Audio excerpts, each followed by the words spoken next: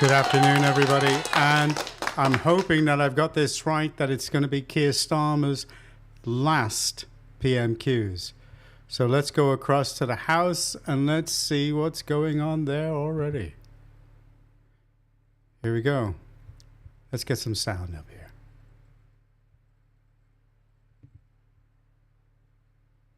Here we are. Give children as young as 11 power this group. This cannot sit right with her. So will she do the right thing and tell the Health Secretary to stop the puberty blocking trial?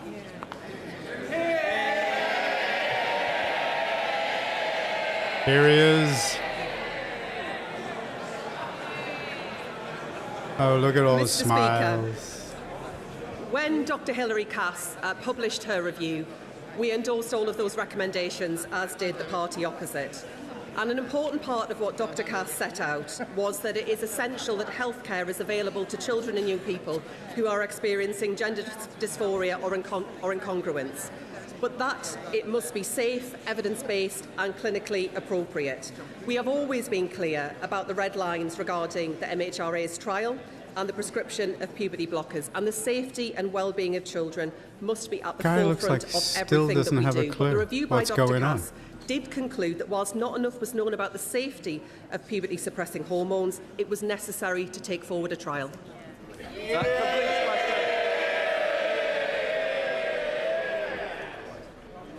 We now come to questions to the Prime Minister. Clive Jones. Question number one, please, Mr. Speaker. Prime Minister.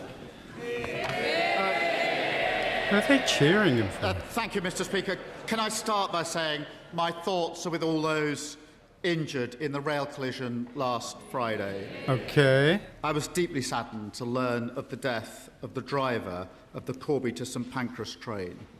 His family have requested privacy, and we should all respect that. I send my deepest sympathies to them at this awful time. My thoughts are also with those injured in the appalling attack in Edinburgh, which appears to be motivated by anti-Muslim hatred. Mr. Speaker, let's be clear, in this country, an attack on one of us is an attack on all of us. No, we will not stand for not it, really. and the perpetrator will face the full force of the law. Let me commend our emergency services who responded to both incidents with outstanding bravery and professionalism in very difficult circumstances. Mr. Speaker, one of the greatest privileges of leading this country is meeting our armed forces, celebrating their work and marking Armed Forces Week. And I want to thank them all for their dedication, their courage and sacrifice to protect our way of life. Mr. Speaker, this morning I had meetings with ministerial colleagues and others. I shall have further such meetings later today. Not today. Clive Jones. Thank you very much, Mr. Speaker, and can I associate myself with the Prime Minister's remarks? Prime Minister, the National Cancer Plan is something that your government can be really proud of. Cancer patients in Wokingham and across the country cannot afford for it not to be implemented or regularly over Prime updated. Minister's questions. What is it? Will the Prime Minister leave a lasting legacy and support my Cancer Private Members Bill to ensure that future governments remain accountable for delivering its targets and ambitions? Do me a favour before you go, Keir. Well, can I first recognise his personal experience and pay tribute to his campaign? I'm incredibly proud of the National Cancer Plan, which sets out how we're ending the postcode lottery with more cancer specialists, paying the travel costs of children travelling for cancer care, and investing in technology to drive research into rare cancers. Thanks to our record investment in the NHS, we've the shortest waits for cancer diagnosis on record. He'll be pleased to know that in his constituency, waiting lists in his local care board are down by 40,000. That's thanks to a Labour government and Labour decisions. Thank you, Mr. Speaker. Max Hall is 14 years old. He should be worrying about school, football, friends and what he wants to be when he grows up.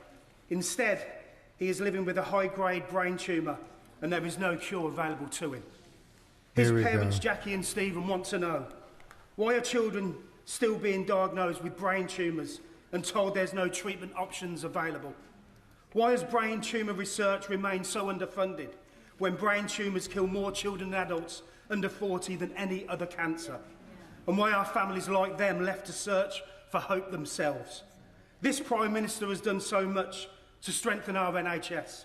So does he agree with me that we need to move at pace and do much more to offer hope to Max and his family and families like his facing this unequally devastating disease? Very emotive. Can I just say my thoughts, and I'm sure the thoughts of the whole House, are with Max and his family in what must be the most awful of circumstances. Through our Cancer Trials Accelerator programme, we'll make it easier to launch innovative new clinical trials and find new treatment. And for people like Max, that will mean make young people's cancer a research priority, make clinical trials more accessible, and pay for his travel costs for care. I hope that comes as some comfort, but as a parent, I can't imagine what his family are going through, given the circumstances that he faces. And I know that a minister would be happy to meet Max and his family. Leader of the Opposition, Kemi Bendel. Now, is she going to be nice to him, Thank you, Mr. Speaker. or is she going to be hard? And can I associate this side of the House with the Prime Minister's remarks on the horrific train crash, the attacks in Edinburgh, and, of course, Armed Forces Week? I want to start by congratulating the Prime Minister. He's the other party leader who won a by-election last week. Although I think I'm much happier with my new MP than he is with his. 2 weeks ago, Mr. Speaker, Good 2 weeks ago, the Prime Minister told the House that the government was funding defence and everything was under control. The very next day, the Defence Secretary resigned, saying the Prime Minister was unable and the Treasury unwilling to fund the defence of our country. What changed? Well, Mr. Speaker, she references the by-election. I'm very pleased with our new Member of Parliament. Yeah, right. Can I also say we were going to stand and continue to stay in office. The Tories got 1.9% of the vote. Can I congratulate her? Because in Makerfield, they got 2.2% of the vote. Just edging past Count Binface. She says they're winning everywhere. At that rate, it'll take them 500 years to get back into I've got power. something about Count Binface later on for the back cast on tonight. These benches, we've delivered the biggest sustained boost to defence spending since the 1980s. Really? That's So why did Healey £270 resign? billion over this Parliament. That, Mr. Speaker, is a record. The Defence Investment Plan will take that even higher. That's about facing the future. We'll finalise the plan with the Defence Secretary and we'll have it published before the NATO summit. Mr. Speaker, I think the Prime Minister forgot to mention that in Aberdeen South we got 50%. There you go. And he says that he's funding defence. The truth is, he wouldn't be in this mess if his Chancellor had found money for the Defence Investment Plan. The Prime Minister gave her the second most important job in Britain. She was the first female Chancellor. She lives next door to him, but wouldn't even come out to stand by him during his resignation speech. She was too busy getting ready for a selfie with the new leader. Does the Prime Minister feel let down by his Chancellor? This is the Chancellor who ended austerity inflicted on our country for 14 long years. This is the Chancellor who got the economy growing, Mr. Speaker. She doesn't only want to talk about the economy. That's because in the first quarter of this year, the UK had the fastest growing economy in the G7. Me? Our growth was upgraded by the IMF and the OECD.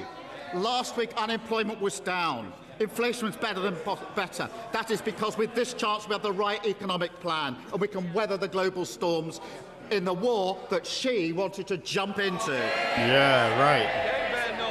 Mr. Speaker, they're cheering so loudly. If it's all going so fine, why is he resigning? The fact is, she did let him down. She's the one who snatched the winter fuel payments. She's the one who announced a disastrous budget that killed economic growth. And because of her, once again, a Labour Prime Minister is leaving office with unemployment higher than when he came in. Correct. But the Chancellor isn't the only person who let him down.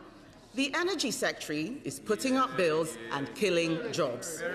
He was, he's not here, is he? He was And he's tipped to be the next Labour leader, rejected by the electorate, brought back from the wilderness by this man, and when the going got tough, he jumped into bed with the Mayor of Manchester. Yeah. It's not the first time he's betrayed someone close to him, is it? But does the Prime Minister think... Ed Miliband is tipped to be the next Chancellor. Does the Prime Minister think that this treachery should be rewarded by being appointed Chancellor? Mr. Speaker, the Chancellor and I picked up our party 6 years ago from the worst defeat since 1935. We turned it around and we made it face the country. And we won a landslide general election, giving them the biggest drubbing in their history. Thanks to this Chancellor, we've delivered the fastest fall in NHS waiting list for 17 years. We've the money for new rights for renters and working people, and we're lifting 500,000 children out of poverty. Mr. Speaker, the test for every Prime Minister is handing over the country in better shape than you found it. I know I can do that, which is more than can be said for her predecessor, her predecessor's predecessor, and her predecessor's predecessor's predecessor. Hey, that might be difficult for you to say. Mr. Speaker, once again, I have to ask, if it's all so fantastic, why is he resigning? Yeah. And I think it is very generous of the Prime Minister to stick by his ministers, because they didn't stick by him. He can say what he likes, but the people of Aberdeen gave their verdict. They gave their verdict on his Energy Secretary by voting Conservative. Do not make him the next Chancellor. To be fair, Mr. Speaker, Oh my God. To be fair, they're not all traitors and deserters. Some of his cabinet have been loyal and incompetent. Hands up if you think the Education Secretary is doing a good job. Even she doesn't think she's doing a good job, Mr. Speaker. Even she doesn't think she's doing a good job. Someone did. Just for those who raised their hands, the two people who raised their hands, yesterday a poll found that 0% of teachers think the Education Secretary is doing a good job. 0%. She taxed private schools to pay for more teachers, but the number of teachers has gone down. Yeah. It turns out appointing a spiteful class warrior as Education Secretary was a disaster. Yep. Let's not let the Conservatives off lightly, though. Does the Prime Minister agree that he has been let down by her incompetence? Prime Minister. The Education Secretary grew up in poverty. She knows exactly what it means to grow up in poverty. She was once reluctant to tell her story. I know her story. It's an incredible story of social mobility and success. Tears. I'm so proud that she is sitting there, and so should everybody in this country who cares about social mobility. Yes. She knows that for poor children, education is absolutely vital, and that is why it drives every single priority and value that she has. I would have thought the party opposite would recognise and understand some of that, but they've fallen so low they don't. Well, why are you filling the schools with so much crap for the kids to read? Mr. Speaker, the fact is that if she knew so much about poor children, she wouldn't have given them fewer teachers. Correct. Teacher numbers have gone down. Teacher numbers have gone down. It's amazing. I've never seen this much excitement on the Labour benches. Yes, cheering so loudly while there are 400 knives stuck in his back. Shame on them. Shame on them. They don't like it up them, but they know that what I'm saying is true.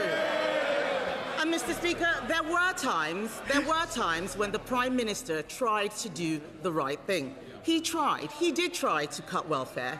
And who stopped him? Those MPs behind him. In the words of the Welfare Secretary, his MPs only want to know who they can tax to fund more benefits. They are not Labour MPs, they are welfare MPs. Benefits Does means the Prime Minister votes. feel betrayed by the people he got into Parliament? Sorry, Prime Minister. Can I just say, let us think about the language we're using. I think that'll be the first to leave, please. Can I just say, think about the language we're using, because when we leave this chamber, don't be surprised when constituents feel they can use the same language against each other. Let us show a little bit more decorum and respect to each other. Oh, get out of here. I've heard them swear at Parliament. At Portcullis House, I've heard them swear. I was trying to do all of this with as much good grace as I could, but I shall certainly miss these exchanges. I'm very proud of every one of our MPs who, with a landslide Labour victory, coming from all different backgrounds, from all different places across the country. We inflicted the biggest loss on the Tory party opposite in the history of their party. We picked up our party, we turned it around. We had to address what went wrong. We turned it around. We won a landslide victory. She won't even address on what or percentage even of the talk vote? about their failure after 14 long years. Agreed, they did fail. Mr. Speaker, he is the one who is resigning because of his MPs. There's no point trying to distract from it. And let's be honest, Mr. Speaker, the Prime Minister has made many mistakes, otherwise he wouldn't be going. But he has also been let down. I'm only saying what his staff have been briefing. He has been let down by an energy secretary who is killing industry, let down by a chancellor who is killing jobs, let down by backbenchers who don't understand that government is about tough choices. He U-turned again and again and again to appease them, and now they've abandoned him. And what for? A pair of eyelashes and a black T-shirt. Isn't the truth that whoever is in charge, Mr. Speaker, isn't the truth that whoever is in charge, the real problem is the Labour Party? Mr. Speaker, 2 years ago, I walked into Number 10 and found a broken economy, broken public services, and broken trust in politics. And now it's even worse. Our decisions, my decision, the country is moving in the right direction, a stronger and a fairer Britain. In the right direction. Austerity, investing in our public services, the fastest fall in NHS waiting lists for 17 years, more rights for workers, more rights for How renters, many hundred thousands Ukraine, of Britain's illegals reputation restored, come in? and 500,000 children being lifted out of poverty. Change promised by a Labour government, fought for by a Labour government, change delivered by a Labour government. Thank you, Mr. Speaker. My Hendon constituency is proud to sit at the heart of the UK's largest Jewish community in the London Borough of Barnet. But today, many of my constituents, many of that community, are living in fear. In northwest London, in recent months, we have seen Jewish charities firebombed, synagogues attacked, Jewish people stabbed in the street, and all that against the backdrop of a daily drumbeat of abuse and intimidation. I know everyone on these benches is determined to defeat this despicable hatred, and I welcome the actions the government is taking to root out the poison of our anti-Semitism. Can the Prime Minister tell this House what the government is doing, not only to protect the Jewish community in Hendon and Barnet, but to make sure we can live full and proud Jewish lives free from fear? Well, I thank him for his question. Anti-Semitism is a poison, and that is why I drove it out of the Labour Party. In government, we're acting to drive it out of society. New powers to ban repeated protests, new plans to root anti-Semitism out of our schools, universities and the health service. That's it. New prescription-like powers to clamp down on malign state activity which incites hatred and violence. And we will take further steps. I'm proud to lead this tolerant, decent country and will always fight for the security, safety and freedom of British Jews. Sir Ed Davey, Leader of the Liberal Democrats. Here we go. Thank you, Mr. Speaker. Can I associate myself and my party with the Prime Minister's remarks about the horrifying train crash in Bedford and the appalling attacks near a mosque in Edinburgh? Our thoughts and prayers are with the victims and their families. And can I mention, Mr. Speaker, today's review of Nottingham's maternity services, which is truly shocking. I hope the government will rise to this moment and implement Donna Ockenham's the Labour government has been doing so well. Mr. Speaker, can I also recognise how difficult it was for the Prime Minister to make the statement he did on Monday? It's an important reminder, as we debate issues robustly in this House, that we are all human, and it's something that everyone should remember. I didn't see any tears over Henry Novak. Jesus Christ. I didn't see any tears for the for the old age pensioners as that we had their all winter know fuel how allowance hard it taken is away. when relationships break down with close friends and allies, when even our next-door neighbour barely speaks to us some of the time, has the Prime Minister's experiences opened his eyes to the need to rebuild Britain's relationship with our European friends and allies? Jesus. Will he advise the right honourable gentleman, the member for Makerfield, to put his EU red lines in the past and adopt our plan for a new growth and defence partnership? Ain't going to happen. Mr. Speaker, I'm very proud of the fact that we've reset our relationship with the EU and we're bringing it closer together. That is in the best interests of our country, and I know he understands that. And I know that, like me, he's been reflecting on his own career. Yeah, given you that he should had go to as well, turn down a glib job dumb. with MI6. I think the whole House will be wondering what might have been. 00 David. Sir David. Mr. Speaker, it's very tempting to respond to that, but I've signed the Official Secrets Act. But I have to say on Europe, when history looks back at the Prime Minister's time in office, I fear that clinging to those old red lines will be judged a mistake. But, Mr. Speaker, moving on, as we swelter through this dangerous heat wave, we see the damage caused by extreme weather and climate change. Oh, my God. Schools closed, What else? travel chaos, Anybody lives voting at for this risk, bunch of massive costs bozos to our is an economy idiot. and I society. mean, seriously. I mean, And with our if there Met is a Office general already election now, warning they're the ones that are going to pick future it up. summers They're going to will pick up regularly the, break 40 the degrees votes. But, Jesus. at even greater human and financial cost.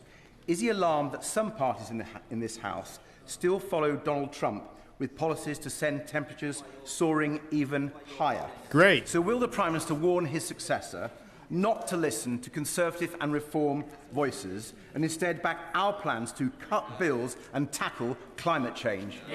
How are you going to cut bills? Can I thank him for raising climate change, because it is one of the most significant challenges of our time, These and people the are weather dorks. today reminds us just how important it is. And it used to be common ground across this House, actually, that climate change was the generational challenge, and common ground that the UK should be a leader globally on it. And I remember not so long ago the party opposite leading in the COP summit, something that we were able to support. It is a shame that in order to chase reform votes, they've changed their mind, and we haven't got that consensus across the House. But I will always maintain that we must be global leaders on climate change, and we always will be. Lead what? Thank you, Mr. Speaker. This morning, a mature street tree fell on my house. No one was hurt, but it is another reminder of the results of this extreme heat that we're facing. Today is the hottest June day ever on record. You ever heard of an act of God, lady? More normal, and the government need to stay ahead of this. In our homes, in our workplaces, and in our farming. As chair of the Environment APPG, I'm conducting an inquiry into government preparedness. Can the Prime Minister tell the country what actions he is taking to step up our resilience? Well, thank you for a question, and it's clear that severe heat waves are evidence that climate change is impacting our country. And we've been working, Mr. Speaker, to coordinate the response, and I urge people to follow the guidance from the Health Security Agency. We're making our country more resilient for the future by modernising building regulations so homes are cooler and better ventilated, building 9 new reservoirs to protect water supplies, and investing record amounts in flood defences and sustainable farming. While Labour is doing that, Tourism Reform want to rip up the Climate Change Act. That is the wrong approach for our country. Yep, that's right. Savile Roberts. Yeah. Diolch yn fawr iawn, Lefarydd. The end of the Prime Minister's premiership comes close on the heels of the end of Labour's 100-year dominance in Wales. People simply didn't feel that his party stood up for them, and it's irrefutable that this too is part of the Prime Minister's legacy. There is a tradition, I believe, of leaving notes on desks for successors. So will he leave a useful note to the incoming Prime Minister that respect and understanding go a very long way, and that democratic choices, including those of devolution, can't be dismissed? I shall leave a note saying what we delivered for Wales in these 2 years was the largest ever devolution settlement, the UK's first small nuclear reactor in Anglesey, investing £14 billion in Welsh Rail, a pay rise for 170,000 workers across Wales, and I'll end the note by saying we're lifting 70,000 Welsh children out of poverty. So why are you leaving Keir Starmer. if you're doing such a great job? Mr. Speaker, my constituent, Jake McGregor Howe, a 16-year-old with everything to live for, has been diagnosed with Friedreich's ataxia, a rare neurodegenerative condition which is cruel and swift-acting. The average life expectancy of people diagnosed is just 37. Despite the NHS's founding principle being that care should be based on clinical need, not ability to pay, Jake's father is crowdfunding to pay for treatment in Germany with a new drug, omavaloxolone, which has received clinical approval here but is not available through the NHS. Assessment by NICE has stalled. The condition is not classed as an ultra-rare disease, yet is rare enough that any drug to treat it Did she say cerebellum ataxia? Criteria. So the family I think that's what constantly she said. have to raise enough money to pay for each round of treatment. And shockingly, Jake has recently undertaken a PIP assessment and been turned down for much-needed support. Families should never have to crowdfund for treatment abroad for a life-threatening disease. So will the Prime Minister arrange for me and other colleagues who have constituents with this cruel condition to meet the Health Secretary and discuss a way forward? Can I start by sending my best wishes to Jake and his family? The changes we've made to the way NICE evaluates medicines is already increasing access to innovative new medicines. I will make sure that she gets the chance to meet the Health Minister to discuss Jake's case and the related issues. Sir Desmond Swin. Mr. Speaker, I hope there's still time in which the Prime Minister will be able to enlighten his party as to the moral of the cautionary tale of Jim, who ran away from his nurse and was eaten by a lion. Well, can I thank the right honourable gentleman? He's always most generous. And, Mr. Speaker, I'll never forget that just a few years ago I went on holiday in his constituency with my family, and I was in the kitchen of the place we were renting when somebody leant through the open door, and it was the right honourable gentleman with a bottle of champagne saying, "Welcome to the New Forest," and then he took time to speak to my family, including my wife's elderly father, and to my children. I thank him for his generosity. Paula Hamilton. Right, Thank you, Mr. Speaker. I would like to thank the Prime Minister for his leadership. One of the concerns that I hear most often from my constituents across Erdington, Kingstanding, Castle Vale and South Oscott is about the rapid growth Did she say of South exempt Africa? accommodation. Properties refused HMO licences in my constituency and across Birmingham are opening anyway as exempt accommodation with very little scrutiny, which undermines local community and decision makers. Will the Prime Minister, I've forgotten what I was going to say. Will the Prime Minister confirm when will this new legislation be brought forward and will it fill the loopholes? Also, will this legislation and its regulations be applied retrospectively so that communities like mine are protected? Can I thank her for her question? And everyone deserves a safe place to call home. The Housing Secretary has the power to introduce locally led licensing and will consult on these regulations in the summer. Under our proposals, national standards for supported housing will be enforced by local authorities. I'm proud of the action that we've taken to back renters, abolishing Section 21 evictions, expanding the Decent Home Standard and Awab's law to cover the private rental market. Jack Rankin. Mr. Speaker, the first duty of His Majesty's government, indeed the Prime Minister's first duty, is the defence of the realm. The Prime Minister is not responsible for the worsening geopolitical situation, but he is responsible for this country's reaction to it. It is imperative that we can outline to our allies at the Ankara NATO summit early next month how we will meet that situation. There were reports yesterday that he was being pushed to delay again the Defence Investment Plan by the new member for Makerfield's Outriders. Will he confirm to this House that he will push ahead with its publication, confirm that it is fully funded to the level the Chief of Defence Staff said is required, and not to the level his former Defence Secretary resigned over, and in doing so, fulfil his first duty to defend the realm? That's the first duty the last government spectacularly failed at, because they hollowed out our armed forces. We've already delivered the biggest sustained boost in defence spending since the 80s. That's £270 billion over this Parliament. We will increase that with the Defence Investment Plan, which will be published before the NATO summit. Rachel Hopkins.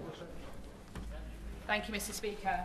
Following last Friday's train collision south of Bedford, the emergency response from Bedfordshire Police, British Transport Police, Bedfordshire Fire and Rescue Service, the East of England Ambulance Service, Magbas Air Ambulance and other counties' air ambulances, our local NHS hospitals and, of course, railway staff. Their response was swift, professional, compassionate in supporting those who were impacted, especially in such distressing circumstances. This was public service at its best. Okay. Will the Prime Minister join with me in thanking did a all great of those job, involved yes. for their outstanding work in the aftermath of this tragic incident? Can I thank her and the thoughts of the whole House with the family of the driver who lost his life and those that were injured, some of them extremely seriously. Mr. Speaker, on Saturday I spoke to the CEO of the East of England Ambulance Service to thank his team for their professionalism in responding. And we talked through the nature and the scale of the challenge that they faced in relation to that crash. They were outstanding in the most difficult of circumstances. And by the time I called him on Saturday morning, he assured me they were all back at work and they were all back on duty, dealing with whatever else might happen that weekend, having delivered those that needed to be delivered to the hospitals. I found that humbling. And it is a real tribute to those that responded, as they always do, including, I must say, the local community in this case. But I also want to thank the brilliant NHS staff who are still caring for those who were seriously injured. Speaker, my children, like million others, are kicking every ball of the England World Cup campaign. But I, as a parent, are really concerned about their security in this country, along with other Muslim parents. Let me explain why. When a Sikh lady got raped in Warsaw, the perpetrator repeatedly called her an effing Muslim bitch. Whilst there was no condemnation from the Minister from the dispatch box, no outcry from members in this chamber who openly call out these matters when the perpetrators are of a different colour. When we had the Unite the Kingdom march calling openly for the expulsion of Muslims here in we this go. country, there was no ministerial statement condemning such statements. When this weekend we had 5 members of the Muslim community stand. Sorry about that. I just, I've literally had enough of these people. That just completely and utterly put me off, even following through with the rest of it. Anyway, okay, I will just take you back there. And I say thank you very much for those who came on and were watching. I'm not sure what to make of that at all, okay? I think Kemi was probably the best, the most insulting. Anyway, we'll see you later. Bye for now.